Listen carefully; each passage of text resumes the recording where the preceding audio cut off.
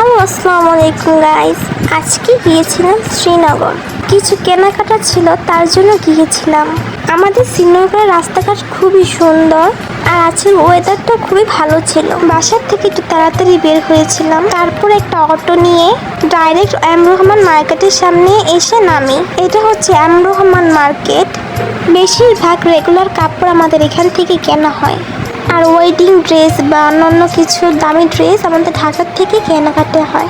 আলহামদুলিল্লাহ, কেনাকাটা শেষ হওয়ার পর আমরা দুই বোন ক্যাফেতে এসেছিলাম। ক্যাফেতে এসে দুজনের জন্য দুইটা শর্মা অর্ডার দিয়েছিলাম আর ড্রিঙ্কস খেয়েছিলাম। শর্মাটা খেতে এত বেশি মজা ছিল কি বলবো। আর আমাদের এমনিতেও শর্মা খাওয়ায় মাঝে মধ্যে, বাসায় আব্বু নিয়ে আসে, আমরা খুবই পছন্দ করি। তারপর আমরা বাসার জন্য রওনা হলাম।